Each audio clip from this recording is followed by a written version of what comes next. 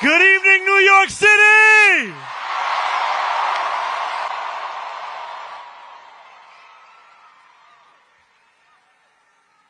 How are we all doing?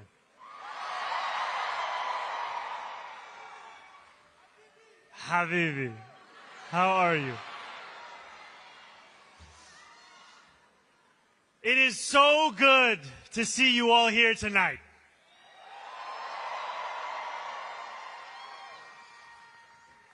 Now, as you know, a politician is only as good as the team around them. So I have to ask that team to start up this teleprompter. Because right now, it's off the top of the dome.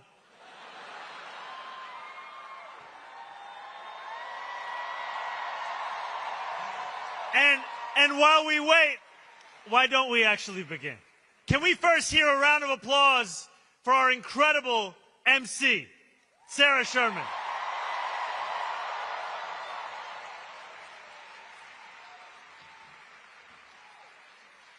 Can we hear it for the elected officials, the labor leaders, and the New Yorkers who have joined us this evening?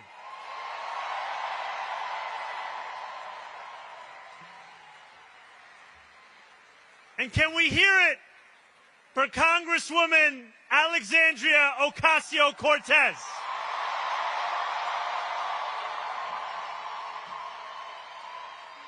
Yeah, very good. You know,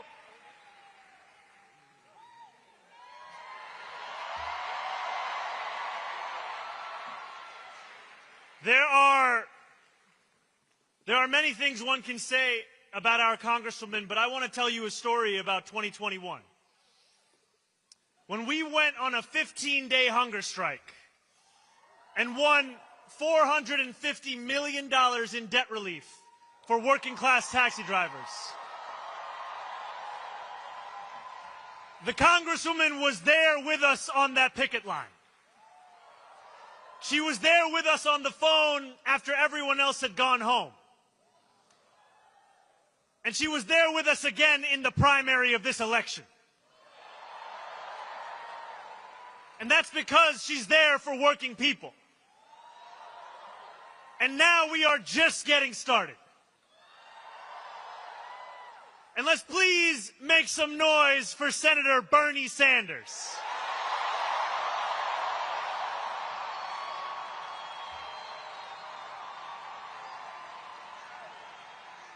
I stand before you tonight only because the senator dared to stand alone for so long. I speak the language of democratic socialism only because he spoke it first.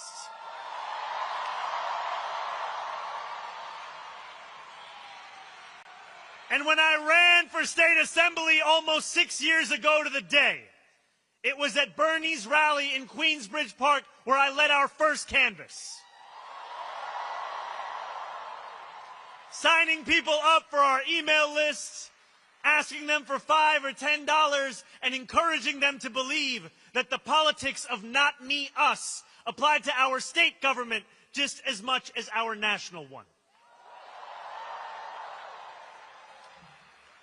When we win on November 4th,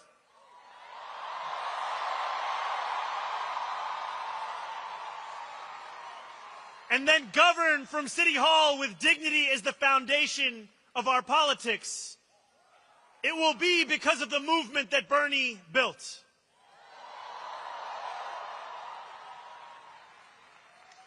I stand before you tonight as the nominee of a Democratic Party reinvigorated in its pursuit of making government work for everyone, not just the wealthy and the well-connected.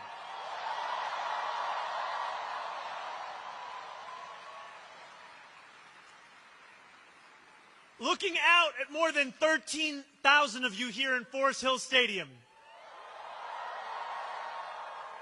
it is tempting to believe that this moment was always destined. Yet when we launched this campaign on October 23rd, 1 year and 3 days ago, there was not a single television camera there to cover it. When we launched this campaign 1 year and 3 days ago, my name was a statistical anomaly in every poll. 4 months later, as recently as this February, our support had reached the eye-watering heights of 1%. We were tied with noted candidate, someone else. I always knew we could beat him. When we launched this campaign 1 year and 3 days ago, the political world did not pay it much attention because we were looking to build a movement that reflected the city as it actually is, not just the one that political consultants think exists on a spreadsheet.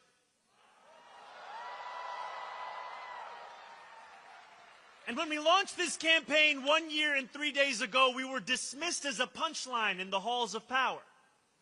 The idea of fundamentally changing who government serves in this city was unimaginable. Even if we gained momentum, they asked, how would we ever overcome the tens of millions of dollars in attacks that would follow? Yet we knew then what we know now.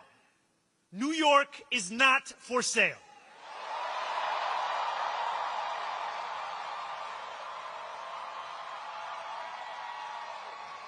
As young people showed up in record numbers, as immigrants saw themselves in the politics of their city, as seniors, once skeptical, dared to dream again, we spoke with one voice. New York is not for sale. And now, as we stand on the precipice of taking this city back from corrupt politicians and the billionaires that fund them, let our words ring out so loud tonight that Andrew Cuomo can hear them in his $8,000 a month apartment.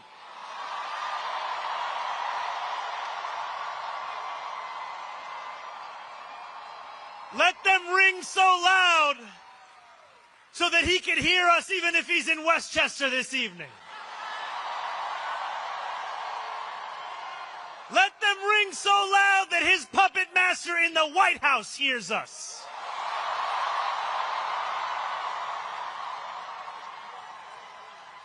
New York is not for sale.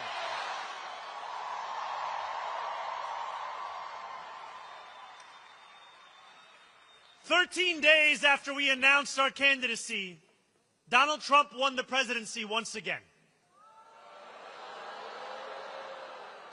The Bronx and Queens saw some of the largest shifts to the right of any counties in our country. No matter what article you read or channel you turned to, the stories seemed to be the same. Our city was headed to the right.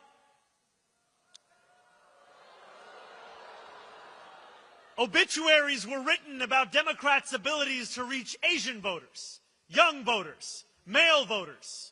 Again and again, we were told that if we had any hope of beating the Republican Party, it would only be by becoming the Republican Party. Andrew Cuomo himself said that we had lost not because we had failed to speak to the needs of working-class Americans, but because we had spent too much time talking about bathrooms and sports teams. This was a moment where it seemed our political horizon was narrowing. And in this moment, New York, you had a choice to retreat or to fight.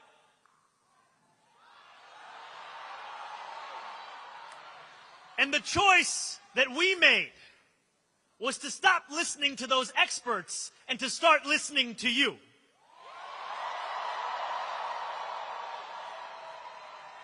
We went to two of the places that saw the biggest swings to the right, Fordham Road and Hillside Avenue.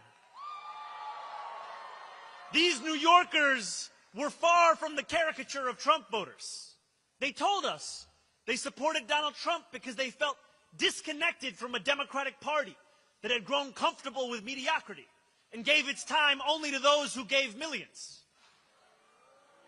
They told us that they felt abandoned by a party beholden to corporations which asked them for their votes after telling them only what it was against, rather than presenting a vision of what it was for.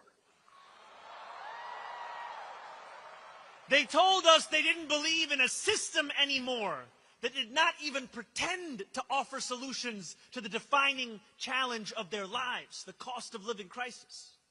Rent was too expensive, so were groceries, so was childcare, so was taking the bus, and working 2 or 3 jobs still wasn't enough.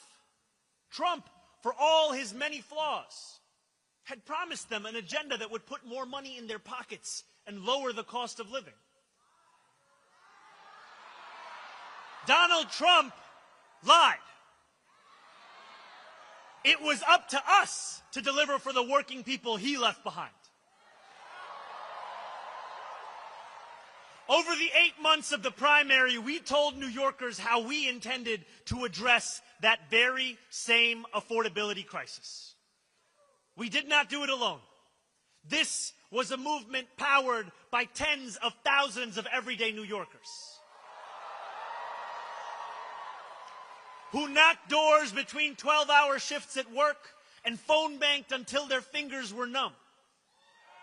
People who had never voted before became die-hard canvassers. Community formed. Our city got to know each other and itself. This, my friends, was your movement. And it always will be.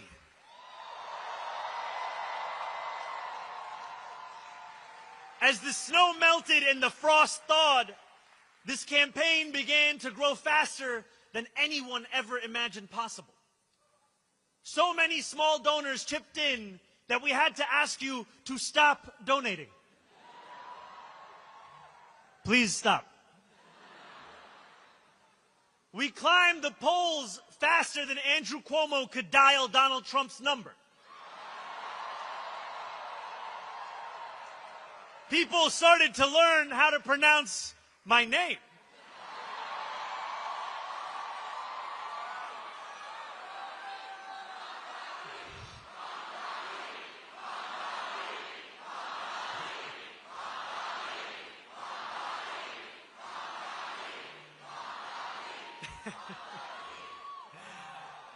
And the billionaires got scared. Or, as the New York Times would describe it, the Hamptons was basically in group therapy about the mayoral race.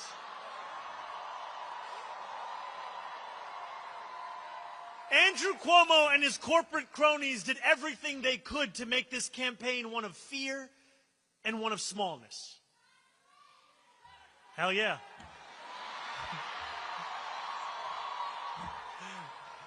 Obviously. They pumped millions into this race, artificially lengthened my beard to make me seem menacing,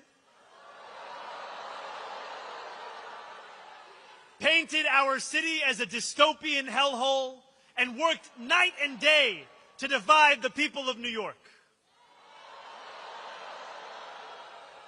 They failed. When I walked the length of Manhattan just a few days before the election, hundreds of New Yorkers marched alongside me. And when we strode into Times Square under a billboard with betting odds that showed Cuomo's chances of winning at nearly 80%, we knew that the so-called experts were set to get it wrong yet again.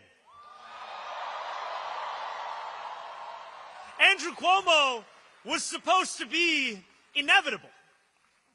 And then on June 24th, we shattered that inevitability.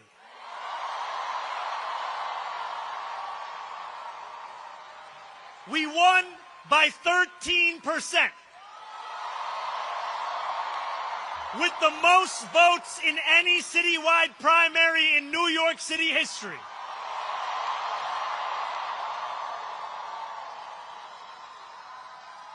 Some of those New Yorkers had voted for Trump. Many others had never voted before.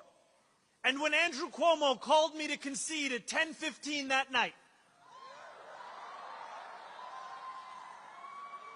He said over the phone that we had created a tremendous force. When you insist on building a coalition with room for every New Yorker, that is exactly what you create, a tremendous force.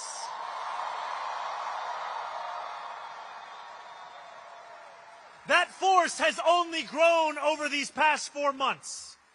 We now have more than 90,000 volunteers. And we have spoken to millions more New Yorkers. We have put forth new plans in these last few months for how we will govern, hiring thousands more teachers for our schools,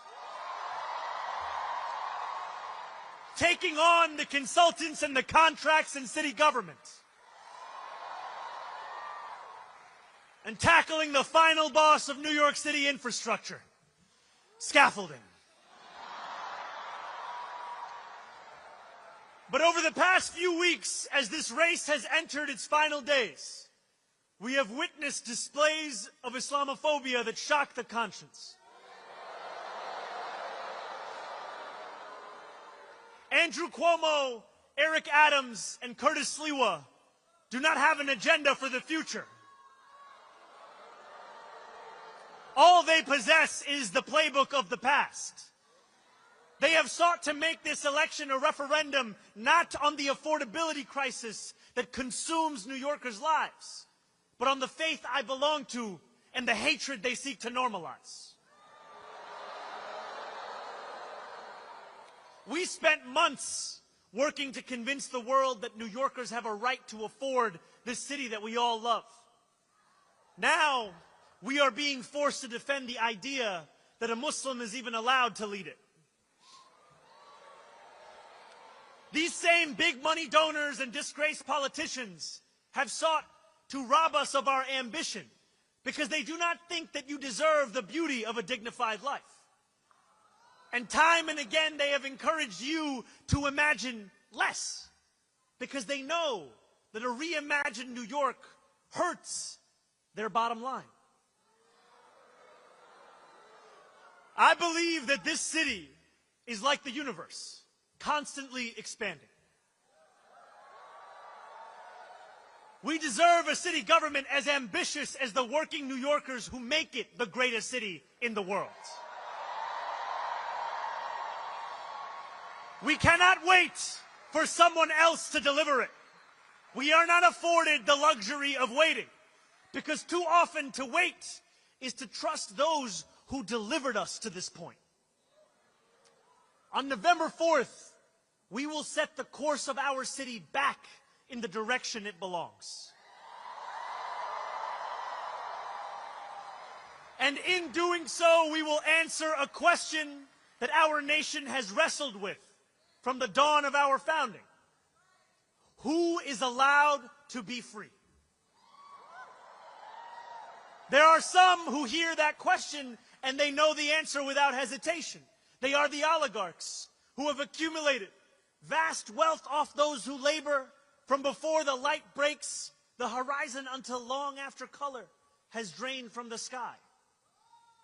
These are the robber barons of America, and they believe their money affords them a larger say than the rest of us. I am not just talking about the Bill Ackmans and Ken Langones of the world. I speak of people whose names you are not familiar with, who have no qualms about contributing more to super PACs than we would ever tax them, and who celebrate when those PACs flood our airwaves with commercials that plaster the words "global jihad" over my face.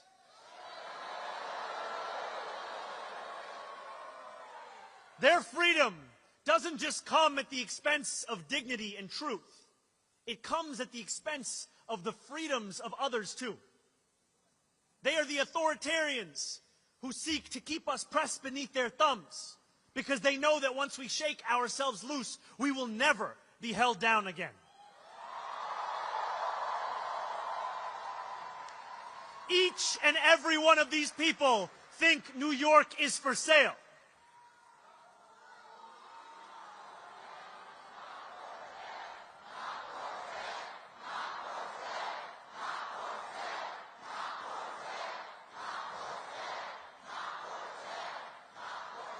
For too long, my friends, freedom has belonged only to those who can afford to buy it. The oligarchs of New York are the wealthiest people in the wealthiest city, in the wealthiest nation in the history of the world. They do not want the equation to change.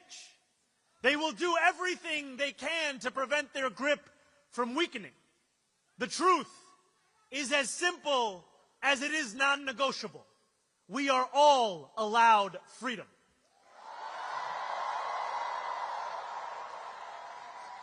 Each one of us, the working people of this city, the taxi drivers, the line cooks, the nurses,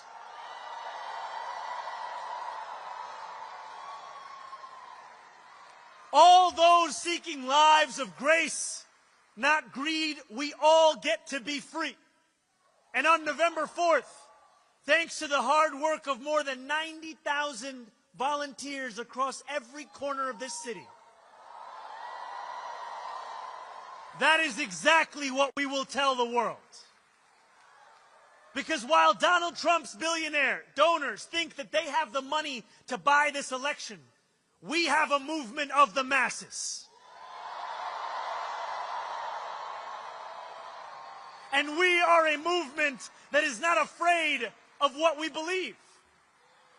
And we've believed it for quite some time.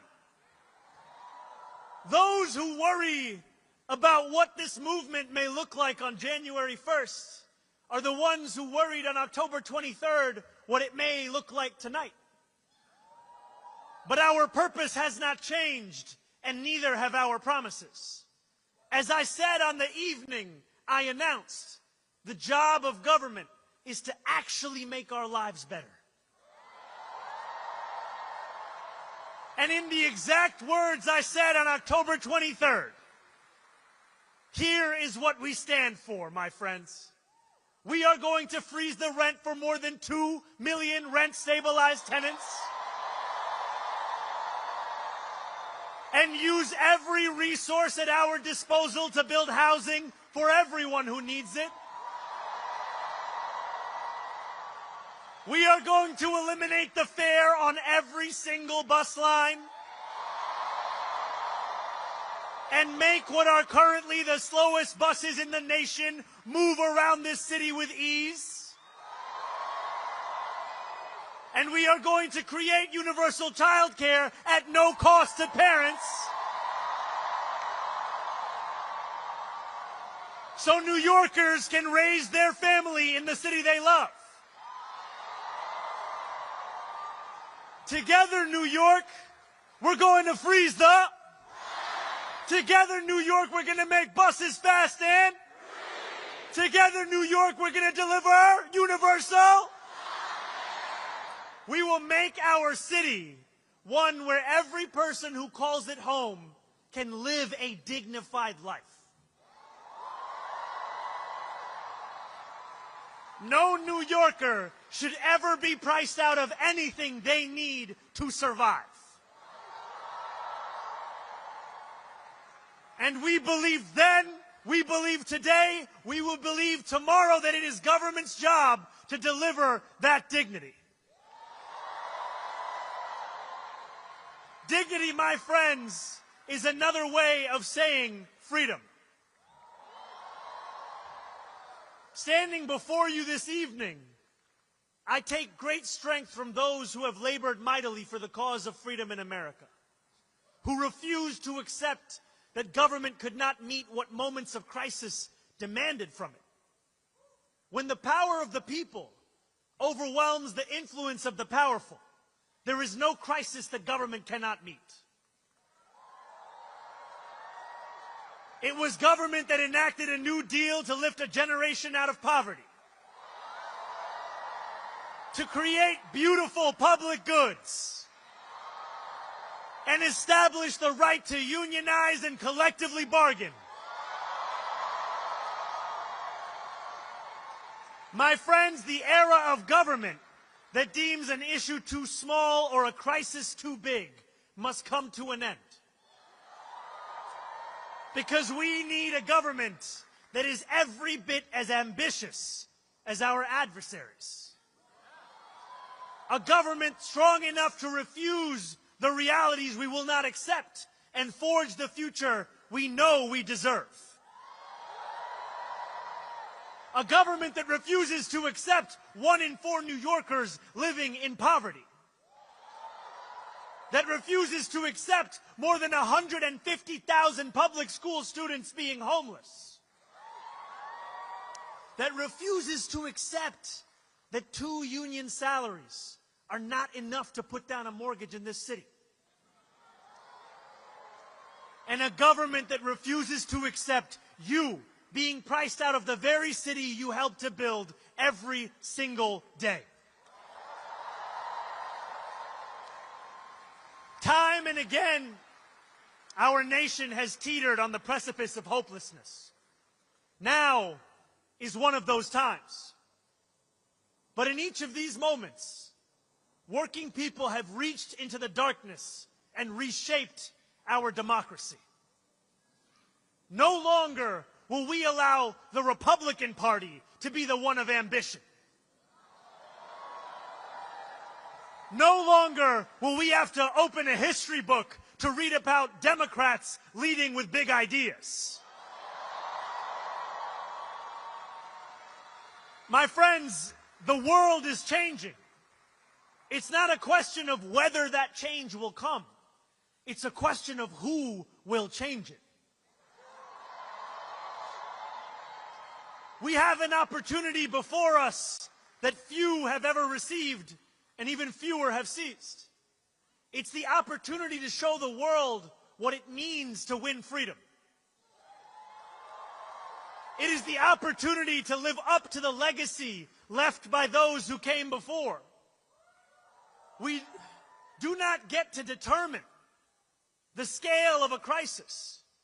Our choice is how we respond. Let us win a city hall that works for those straining to buy groceries, not those straining to buy our democracy.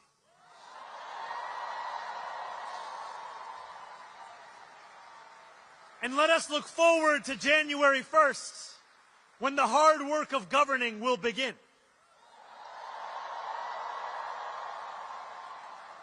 Those in power would like to describe our policy commitments as if they are illusions that will evaporate as soon as we approach City Hall. Let us show them instead that they are invocations of the future that we will win.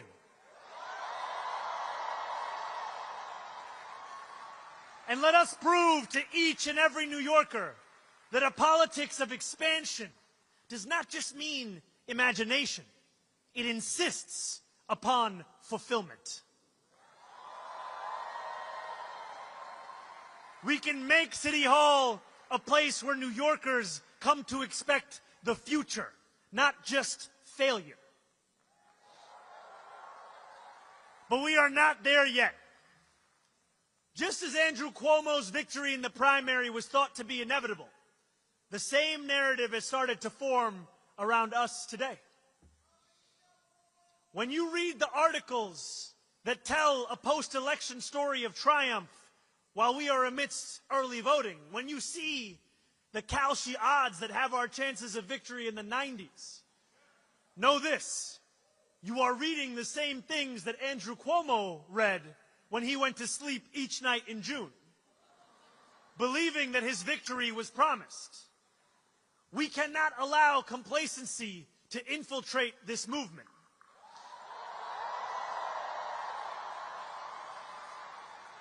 So over these 9 final days, I ask for only one thing from each of you: more.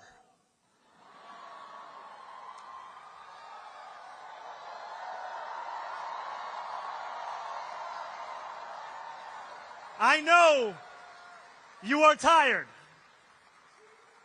and for that I recommend some Adani chai. And still, I ask for more. I know the attacks have intensified, that a warm bed is more inviting than a 6th-floor walk-up, that another evening spent knocking doors after a long workday feels daunting. And still, I ask for more. I ask for more because that is the only way that we win a future of more. So if you are able, I urge you, my friends, stand up. If you have knocked a door, turn your flashlight on.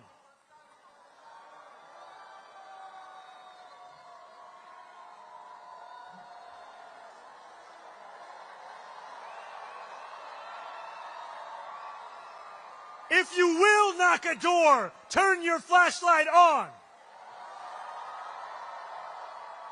If you have more to give, turn your flashlight on.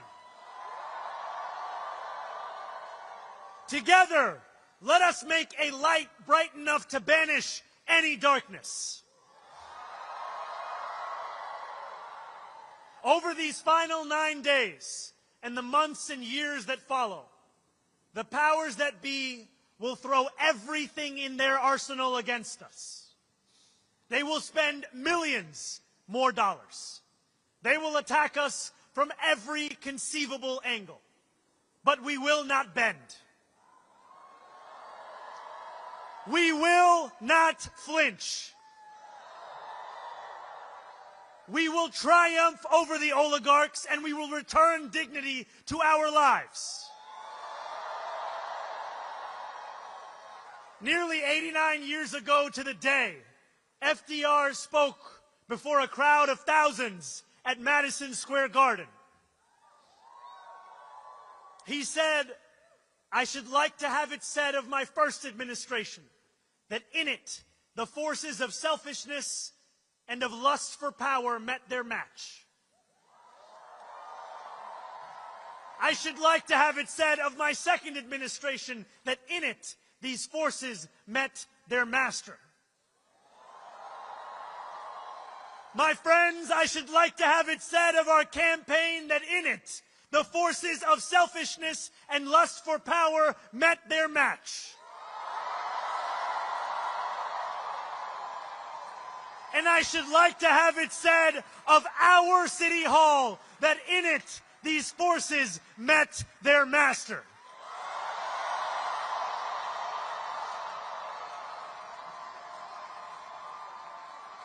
New York, our work has only just begun.